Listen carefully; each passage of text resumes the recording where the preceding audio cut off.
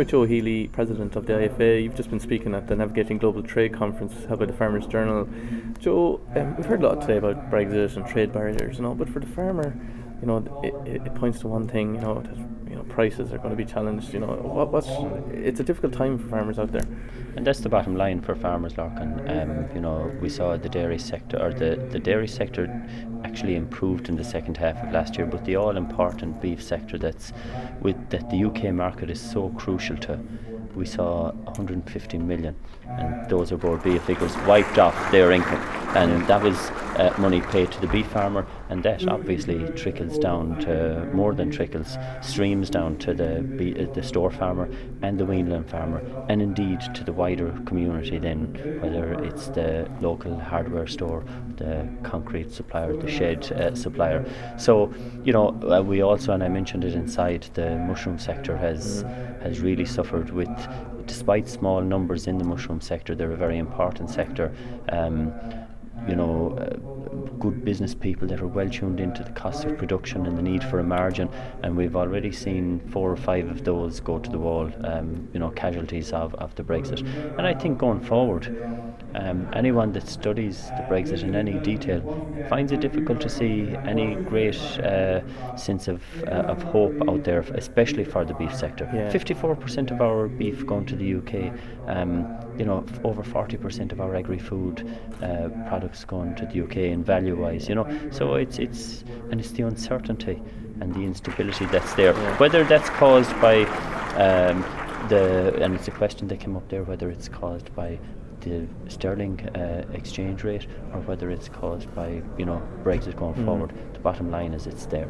Yeah, because you mentioned an interesting statistic there in your piece that maybe from the return from the beef markets, the farmer only gets about less than about 20%, and the supermarkets are taking over 50%. What that to me is a key point. And if trade barriers are making the cost of beef go up, supermarkets in the UK aren't going to want to put up the price of a packet of mince. And how do we get that fair return, as you say, back to the farmer? Well, I was hoping my maths was right inside there. I was didn't want anyone to take out a calculator, but my information is, and this is across Europe, that the breakdown of the finished price, the farmer gets 21% of it. The guy that does the most work. Then you have the processor gets 28%, and you have the retailer on 51%. And they're EU figures, that's right across the EU 27. That's, as I said inside, that's not sustainable. We need to get to a situation, and I'm chairman of the European Food Chain Group, and that meeting for the last 2 days was trying to highlight and get a pathway that we can ensure, whether that's got by independent ombuds people in each of the countries and also at European level, confidentiality, that people aren't afraid to go and complain against the might of Tesco or the might of Musgraves. And it was very disappointing actually, and I'm jumping from A to B here, Larka, now, but while we were in Brussels trying to do what we could to get a fair share of the market return back to farmers and working on the retail food chain, we had Super Value here in this country offer vegetables for free if people bought meat that was already discounted by 50%. Now, that's not responsible, and it's unethical. And I think it's a bit ironic for a retail chain that prides itself on the ads on television, with its great community spirit, yet it's trying to decimate an industry by giving away goods, a certain product line for free. It had a 2-page spread on the papers, and it had nappies and dish washer tablets and washing powder, all at discounted prices, but there was still a price there. Vegetables were the only one that they had for free on product meat that was discounted by 50%. So that's what we need to do, and we brought Christine Tagon, the UK grocery code adjudicator, here to a meeting, and your paper did an interview with her, and it was really to highlight the absolute need for an independent ombudsperson and sanctions and penalties where appropriate. Especially, I suppose, in light of our biggest trade partner, potentially, when leaving the EU, and the difficulty causes that. As I suppose, as the Department of Agriculture and the Irish government prepares to start these negotiations whenever the UK triggers Article 50. What will the IFA be saying to the government and the Department of Agriculture to protect farmers? What we need from this Brexit negotiation? I think we need the least possible disturbance to trade. Yeah.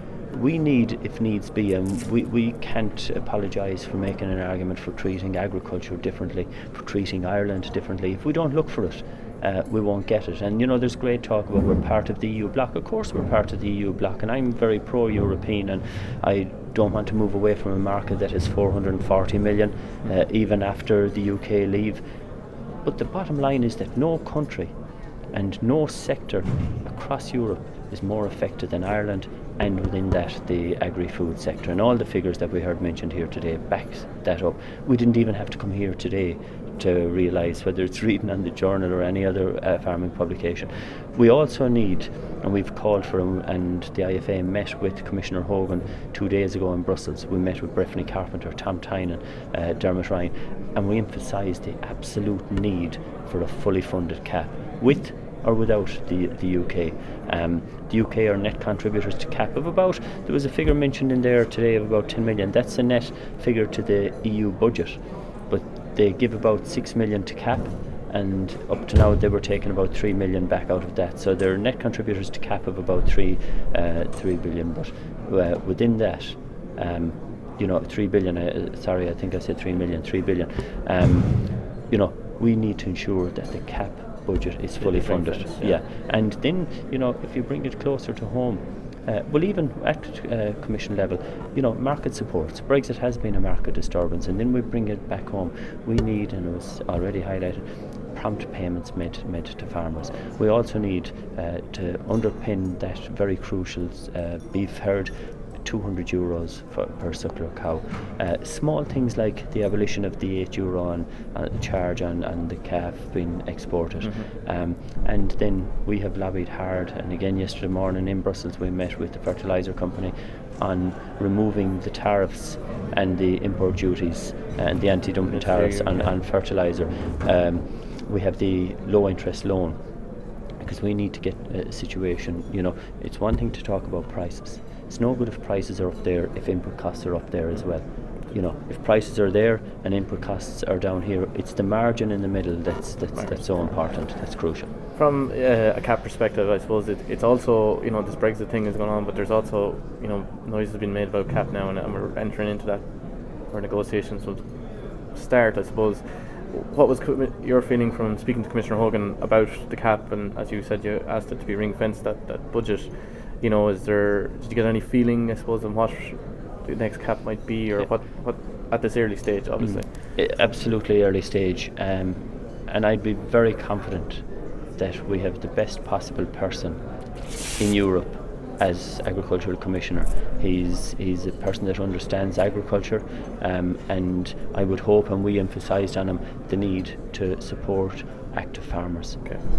I think that's where we have to, in order to safeguard the industry, we need to support the farmers that are willing to work the land and produce. Joe Healy, IFA President, thank you very much. Thank you.